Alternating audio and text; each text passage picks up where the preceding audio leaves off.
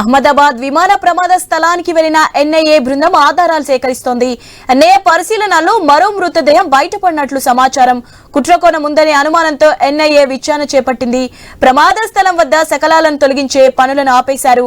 దర్యాప్తు పూర్తయ్యే వరకు ఎలాంటి క్లీనింగ్ పనులు చేయొద్దని డీజీసీఏ ఆదేశించింది.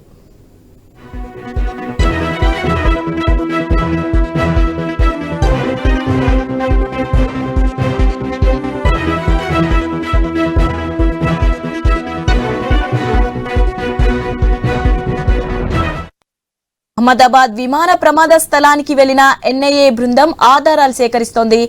ఎన్ఐఏ పరిశీలనల్లో మరో మృతదేహం బయటపడినట్లు సమాచారం. కుట్రకోణం ఉందనే అనుమానంతో ఎన్ఐఏ విచారణ చేపట్టింది. ప్రమాద స్థలం వద్ద శకలాలను తొలగించే పనులను ఆపేశారు. దర్యాప్తు పూర్తయ్యే వరకు ఎలాంటి క్లీనింగ్ పనులు చేయొద్దని డీజీసీఏ ఆదేశించింది.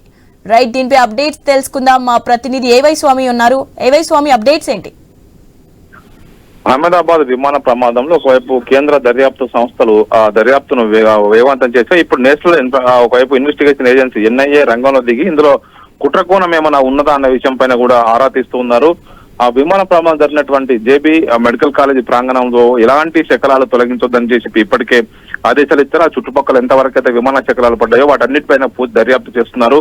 ఇప్పటికే ఒకవైపు నిన్న 275 మందితో పాటు మరొక 4 శవాలు దొరికాయని చెప్పేసి కూడా అధికారులు గుర్తించారు. వాటితో పాటు ఇప్పుడు మరొక కొత్త శవం లభించడంతో కూడా అధికారులు అనుమానం వ్యక్తం చేస్తున్నారు. ఇలా పూర్తి స్థాయి దర్యాప్తును కొనసాగించడం కోసం నేషనల్ ఇన్వెస్టిగేషన్ ఏజెన్సీ కూడా రంగంలో దిగి కొనసాగిస్తూ ఉంది. ఇప్పటికే ప్రధాని నరేంద్ర మోడీ, కేంద్ర హోంమంత్రి అమిత్ షా వీళ్ళంతా కూడా అక్కడికి వెళ్లి జరిగినటువంటి ఘటనా స్థలాన్ని పరిశీలించి వచ్చారు.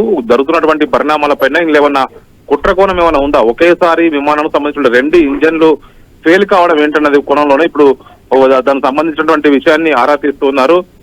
నిన్న బ్లాక్ బాక్స్ ను రిసీవ్ చేసుకున్న తర్వాత దాన్ని డీకోడ్ చేసే పనిలో ఉన్నారు. బ్లాక్స్ లో సంబంధించి ఒకవైపు ఇంజన్ ఫెయిల్యూర్స్ కావచ్చు, ఒకవైపు కాక్పిట్ వాయిస్ రికార్డు కావచ్చు, ఫ్లైట్ ఇంటర్నల్ డిజిటల్ రికార్డ్స్ కావచ్చు, ఇవన్నీ కూడా బ్లాక్ బాక్స్ లో నిక్షిప్తమై ఉంటాయి. కాబట్టి వాటి డీకోడ్ చేసిన తర్వాతనే పూర్తి సమాచారం బయటికి రానున్నది. ఇందుకోసం 36 గంటల సమయం వరకు పట్టే అవకాశం ఉందని చెప్పేసి ఏవియేషన్ రంగ నిపుణులు తెలియజేస్తున్నారు. దాంతో పాటు ప్రధానంగా ఇప్పుడు ఇందులో ఒకవైపు DGCA director general of civil aviation ఒకవైపు దర్యాప్తు కొనసాగిస్తున్నా కానీ ఇందులో ఉన్నటువంటి ఒకవైపు మరొక యాంగిల్ కుట్రకోణం సంబంధించిన యాంగిల్లో నేషనల్ ఇన్వెస్టిగేషన్ ఏజెన్సీ ఎన్ఐఏ రంగంలో దిగి విచారణ కొనసాగిస్తుంది. ఆ జరిగినటువంటి పరిసర ప్రాంతాల్లో ఎలాంటి శకలాలను తొలగింపు కార్యక్రమం కావచ్చు, అక్కడ ఉన్న వాటి శుభ్రపరిచే కార్యక్రమం ఎవరు చేయొద్దు, అన్ని రకాల ఆధారాలను సేకరించడం కోసమే ఎన్ఐఏ ప్రయత్నం చేస్తుంది. ఇప్పుడు స్థానికంగా ఉన్న గుజరాత్ పోలీసులు కావచ్చు, అక్కడ బీఎస్ఎఫ్, సిఆర్పీఎఫ్ అన్ని కూడా మొదటి నుంచి కూడా పెద్ద ఎత్తున కూడా అక్కడ కొంత భద్రత కల్పించే పనిచేశాయి.